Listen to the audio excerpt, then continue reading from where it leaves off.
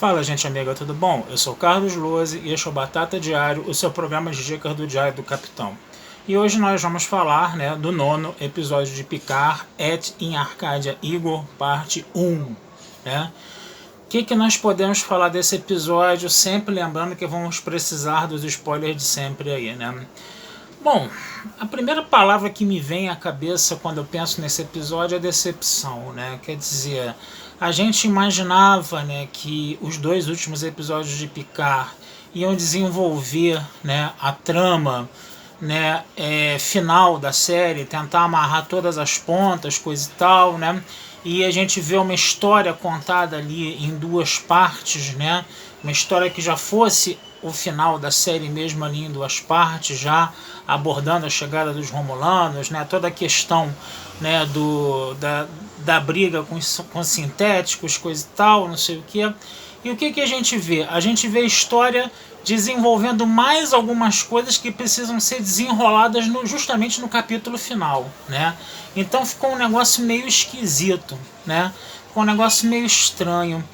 O que acontece? O início do episódio ele foi até interessante, né? Que a gente vê, né, a La Sirena saindo daquele conduíte de transdobra, né? E logo depois a nave do Narek, né, lutando contra eles ali, fazendo uma espécie de batalha espacial ali no caso, né? É interessante até que o Narek tem uma hora que se finge de morto, né? E a Soji sugere, né, que se destrua, né, a nave do Narek, né? Aí o Picard até fala, uma coisa é você destruir um inimigo que está te atacando, outra coisa é você ficar vendo, né, um ferido morrer, né? Então, logo depois que ele fala isso, né, o que acontece? A nave do Narek começa a atacar de novo, bem ao estilo daquele velho provérbio, né? A toda boa ação corresponde uma punição, quer dizer, toda e qualquer coisa que lembre uma visão mais humanista, uma visão mais humanitária, como a gente vê em Jornada nas Estrelas, logo é punido, né? Logo se mostra que você não está dentro desse contexto aí, que as pessoas são do mal mesmo, coisa e tal, e que se você tivesse destruído o Narek enquanto ele estava se fingindo de morto ali, tanto melhor seria, né? Então, quer dizer, já é uma coisa estranha ali. Mas tudo bem, a gente vê essa batalha de naves, né? A gente vê o cubo Borg chegando e logo depois aparecem umas orquídeas gigantes que são sistemas de defesa lá do planeta dos androides, né? Essas orquídeas fazem as naves cair, né? Algumas pessoas falaram que essas orquídeas, né, é dito, né, que essas orquídeas elas amortecem a queda, né, se bem que amortecer a queda de um cubo Borg é um negócio muito complicado, né, mas o mais interessante é que está todo mundo vivo dentro do cubo Borg, né, apesar de ser uma queda muito forte, né, todo mundo está vivo dentro do cubo Borg. Antes do Picard, né, e a sua equipe lá, a sua tripulação irem para a cidade dos androides, eles vão ao cubo Borg, né, mas antes disso ainda, né, a Jurati ela acaba descobrindo, né, que o Picard está com uma doença terminal, né? Isso que também, enquanto eles estavam sendo atacados lá, o Picard ainda fala muito obrigado por ter vindo aqui como se ele estivesse em transe, e essa coisa não foi muito bem utilizada depois ao longo do episódio, né? Foi até um negócio meio estranho também, né? Mas o que acontece? O Picard perde a consciência, né? E Jurati é que fica ali cuidando dele, justamente a Jurati que matou o Bruce Maddox, né? Quer dizer, o pessoal da tripulação deixa a Jurati sozinha com o Picard, né? Vai entender um negócio desse, mas tudo bem. Mesmo que ela tenha se mostrado arrependida, é bom ter um pouco de cautela aí, né? Mas, beleza. Ela ficou lá junto com o Picard. E aí o que acontece? O Picard ele fala para todo mundo, né, que ele está com essa condição terminal, que ele está realmente doente, né? Todo mundo fica comovido, a Raf chora, a Raf fica triste, a Jurati chora, né? A Soji fica ali toda compadecida daquela situação, coisa e tal, né? Mas beleza, e lá vão eles, né? Vão eles em direção ao Cubo Borg para ver se alguém sobreviveu. Todo mundo sobreviveu, todos os ex-bis, né? O Elnor, né? A 7 de 9, e o mais interessante é que a gente vê, né, quando eles encontram a 7 de 9, a gente vê a 7 de 9 chutando dois cadáveres, né, que ficou um negócio de muito mau tom, né, mesmo que tenham sido romulanos mortos que ela chutou ali, né, eu imagino que pelo menos ela não tenha chutado ex-bis mortos, né, porque aí já seria demais, né, mas mesmo que ela tenha chutado romulanos mortos ali, ficou um negócio muito esquisito, ficou um negócio muito estranho, porque ela estava dizendo que ela estava limpando a nave, chutando cadáveres, e o Picard ainda, Sete, você tá viva, todo sorridente, ele nem fica um pouquinho abismado com aquela situação de ver a 7/9 chutando 2 corpos ali. Mas tudo bem, né? É o espírito da série, né? O novo, né? Como as pessoas costumam dizer, né? Por aí. O que vai acontecer? A 7/9 e o Elnor ficam no cubo, né? Protegendo o cubo ali, ativando as defesas do cubo, né? Enquanto que a tripulação do Picard vai lá à cidade lá dos androides lá. Quando se chega na cidade dos androides, né, eles descobrem que o filho do Dr. Sung está vivo, né, quem controla aquilo tudo ali é o filho do Dr. Sung, né, que é o Brent Spiner que interpreta, né, tá todo mundo zoando aí, dizendo que os genes dominantes dessa família são fortes mesmo, né, porque o bisavô do Dr. Sung, o próprio Dr. Sung, o filho do Dr. Sung, eles são todos iguaizinhos, né, é sempre o Brent Spiner que interpreta, né, rolou essa piada aí no fandom, né. E aí o que vai acontecer? O mais interessante é que a gente percebe que a gente está aí nessa sociedade aí. Você tem uma androide que é muito parecida, né, fisicamente com o Data, né, ela é mecânica, né, ela é mecânica, tem aqueles olhos amarelados do Data, tem aquela pele meio dourada, né, com aquele tom meio dourado que o Data tinha, né, que é um ser mecânico, não é um ser orgânico, né, não é um androide orgânico, né, como se fala, né, e essa menina se chama Sutra, né, que é igualzinha a Sojo, né, e aí o que acontece? A Sutra, ela percebe, né, que a conversa sobre a questão lá da Jurati, né, que o Picard conversou, né, sobre toda a questão da Jurati, dela ter matado o Maddox, coisa e tal, né, e aí o que acontece? A Sutra fica sabendo da tal da advertência e ela quer fazer um elo mental com a Jurati para ver o que foi a advertência, porque de repente a advertência seria uma coisa para seres sintéticos ao invés de ser uma coisa para seres orgânicos. Aí quando os seres orgânicos viam a advertência, eles acabavam pirando na batatinha e se matavam, né? Então era por isso que você via aquela série de suicídios em massa, né? Aquela série desagradável de suicídios em massa que a gente viu no episódio 8, por exemplo, né? Então o que vai acontecer? Primeiro, né, uma coisa aí que já é muito complicada. Por quê? Porque a gente vê uma androide fazendo um elo mental, né, Vulcano, né, com uma outra androide orgânica, com a Jurati aí, que é um ser orgânico, né.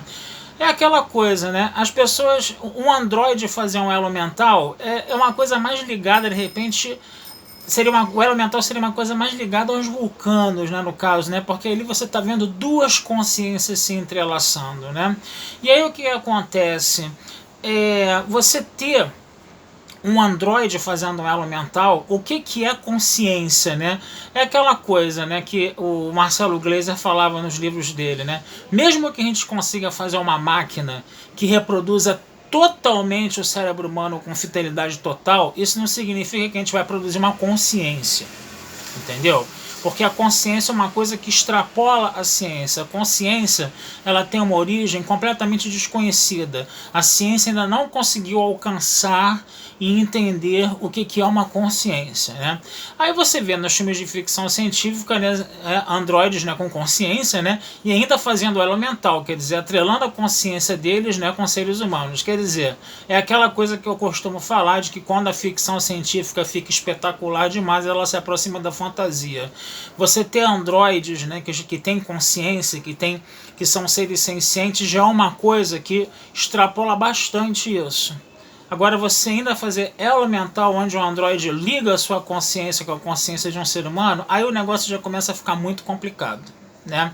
Já fica fantasioso demais. Deveria ser uma coisa mais reservada aos vulcanos mesmo, a questão do elo mental. Pois bem, a Sutra, né, vai entender toda a questão da advertência e ela percebe que, conseguindo, né, ver o que está na cabeça da Jurati, ela percebe que existe uma civilização de sintéticos avançadíssima, tá? Que forma uma federação que tem vários membros em várias galáxias, né? E o que vai acontecer? Quando os humanos formaram os sintéticos e viam que os sintéticos não envelheciam, os humanos vão começar a ter medo dos sintéticos e vão começar a querer destruir os sintéticos, porque acham que os sintéticos vão sobrepujá-los, né? E aí essa civilização sintética avançadíssima, né, estabelece um contato, né, de frequências subespaciais codificadas na advertência, que os sintéticos da galera lá do Dr. Song poderiam entrar em contato com esses sintéticos mais avançados, e esses sintéticos mais avançados viriam para fazer o quê? Destruir os orgânicos, né? Ou seja, o velho e famoso mito de Frankenstein sendo reproduzido aí mais uma vez, né? É aquela coisa do Frankenstein lá da Mary Shelley, né? Que o ser humano gosta de brincar de Deus, né? Ele faz uma criatura e a criatura acaba destruindo o Criador, né? Devido à arrogância do Criador, né? É uma coisa ali que você vê que tem a ver um pouco com aquela visão crítica, né, do racionalismo que a gente vê, críticas contra o racionalismo que a gente vê ali, mais ou menos na virada do século XIX para o século XX, né, que seria uma reação ao racionalismo, né, esse racionalismo exacerbado, né, onde você começa a ter uma visão mais subjetiva das coisas, né, você vê isso muito nas artes, por exemplo, vê no movimento impressionista, no movimento expressionista, no surrealismo, no dadaísmo, né, onde a visão do artista, né, molda a natureza, né? Que é justamente o contrário do pensamento clássico, né? Onde o ser humano está ali reproduzindo a natureza, né? Reproduzindo a natureza de forma racional e com uma certa fidelidade, né? Então o que vai acontecer? Esse pensamento, né, que está aí, né, colocando esse pensamento que está indo, né, contra essa arrogância humana, né, de querer brincar de Deus, né, gera esse mito de Frankenstein, e aí você vai ver aquelas histórias, né, de seres mecânicos, né, que se voltam contra a humanidade, né, que a gente vê muito isso em alguns filmes de ficção científica, a gente vê muito esse tipo de coisa, né. Um exemplo bem paradigmático disso é justamente o Metrópolis do Fritz Lang, né, onde uma mulher mecânica, né, começa a manipular os trabalhadores para gerar uma revolta, né? A gente se lembra disso também, né? Então esse mito de Frankenstein é uma coisa muito antiga, uma coisa da virada do século XIX para o século XX. E vai ser justamente o Isaac Asimov que vai, entendeu? Questionar esse mito de Frankenstein. Ele vai falar, os robôs não são inimigos do homem. Os robôs são aliados do homem. Por quê? Porque quem cria os robôs é o homem. Então o homem tem que ter esse controle sobre os robôs. É por isso que ele cria as famosas 3 leis da robótica para poder controlar esses robôs, né? E aí os robôs, pelo contrário, eles vão sofrer preconceito dos seres humanos, mas eles vão, pela programação deles, continuar fiéis aos seres humanos, apesar de todo o preconceito envolvido aí, né, no caso, né? E o que a gente vai ver agora em 2020, né, nessa série escrita a várias mãos, muitas mãos delas que não tem noção do que aconteceu em Jornada nas Estrelas. Vai trazer esse mito de Frankenstein de volta. O ser humano tenta se desenvolver criando homens sintéticos, mas quando ele vê que a sua criação está sobrepujando o Criador, ele quer destruir essa criação e essa criação se volta contra o Criador, cara. Quer dizer, nada mais manjado, nada mais antigo, nada mais já muito batido, né, que está sendo trazido de volta aí. Gente, eu estava revendo Jaspion ontem de manhã na Bandeirantes, cara. O segundo episódio do Jaspion. Tem um satélite que veio da Terra que fala isso mesmo. Eu fui mandado para o espaço, eu fui abandonado pelos meus criadores, agora eu vou me voltar contra os humanos. Cara, é a história do Viger, né? Que se revolta contra o Criador, que não quer encontrar o seu Criador, cara. E a gente está vendo isso agora, entendeu? Em Picard novamente. E o mais irônico disso, todos esses robôs vêm da onde? Vêm do Data, que é o androide asimoviano por excelência que você vê em Jornada nas Estrelas. Mesmo que não haja as 3 leis da robótica em Jornada nas Estrelas, nada mais asimoviano do que o Data. E todos esses androides que vão se revoltar contra os orgânicos estão vindo do Data. Cara, é muito triste isso. Eu confesso a você que quando eu pensei um pouco mais sobre tudo isso, eu fiquei muito arrasado com essa coisa, porque quando se está falando justamente disso, de fazer essa série nova, essas séries mais novas, desvirtuando e desconstruindo os personagens mais antigos, esse eu acho que é o exemplo mais emblemático. Não é nem o Picard sendo tratado como um cachorro morto, como foi tratado de novo como um cachorro morto nesse episódio, né? Que todo mundo fala muito do Picard, que o de Picard foi totalmente desconstruído, foi totalmente avacalhado, foi totalmente tratado como lixo nessa série. Mas se tem uma coisa pior do que isso, é você ver o Data, que era o androide asimoviano por excelência, fornecer a matéria-prima para uma reedição do mito de Frankenstein, nessa comunidade aí que surge a partir do Data, né? Então é realmente um negócio muito complicado, é realmente um negócio muito triste, tá? E aí o que acontece? Você termina o episódio com o Picard sendo preso, com a Jurati e a Soji traindo o Picard, né? Porque no início do episódio elas estavam chorando lá que ele ia morrer, e depois agora o que acontece? A Soji, ela acaba, né, assumindo a função da destruidora, da Seb Sheneb, né?